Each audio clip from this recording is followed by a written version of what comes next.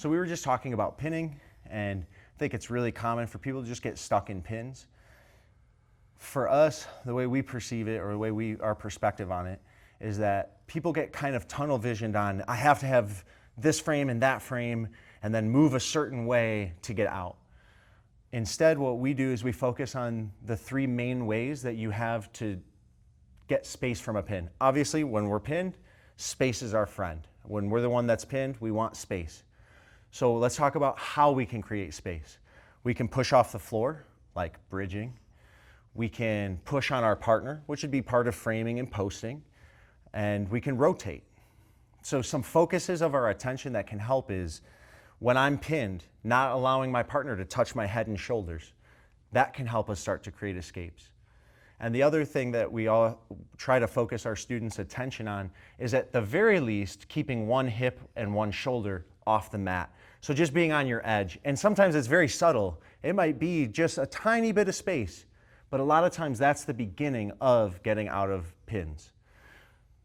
We can kind of demonstrate what that might look like, some of the different focuses. So the first thing I'm going to do is I'm going to have my partner cover my hips, and his job is to climb up to my shoulders and lock his hands around. That would be one way for me to work on some frames. So we'll start there, and then we'll kind of build on some concepts. So David's going to go ahead and pin me. Just cover my hips however he wants, right? His job is to climb up to my upper body and lock his hands around one of my head and arms. Go ahead. I'm just going to frame and keep at least one shoulder and one hip off the mat at all times.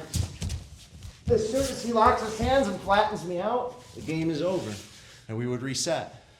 We could play that game in reverse. He could start on my upper body, no locked hands for him this time.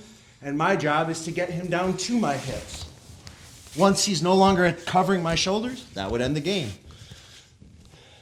If I watch a student and I see they're not using rotation, I might just have one round. I might just do one round where my only focus is rotation. His job with no locked hands is to keep me flat on my back. Cover my hips and shoulders as best as you can at all times, no locked hands. And I'm going to focus on rotation to get out of the pin and off my back. I can rotate like a clock this way or side to side. And I'm just going to continuously use rotation to try to turn off of my back. I can push off the floor and keep turning till I can start to get up. Those are the three focuses we would use, and we would use it in a variety. You have to kind of be able to self-assess or have a coach assess what you're lacking. I recommend finding a white belt, asking him. Yeah, to hold you down. Her, yeah. or they. Yeah. That's also a really good point. I think a lot of times in Jiu-Jitsu, we have this bravado of like, I got to go with the hardest guys, the toughest guys, because it'll make me better. The only thing you learn about when you're drowning, the only thing you learn about drowning is that you can't breathe. You're not learning how to swim if you're drowning.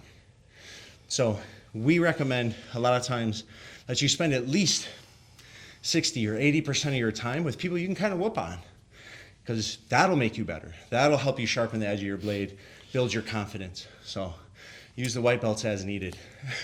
I was making a joke, but yeah, definitely use the white belts. Give yourself restrictions with the white belts. Don't just bully white belts. That's not that cool. It's only a little cool. It's not very cool. So give yourself constraints. They're a great tool, especially if you're good and you've got a spazzy white belt. It's just interesting to see how they move. They're going to move the way you're not expecting. So It's always interesting puzzles.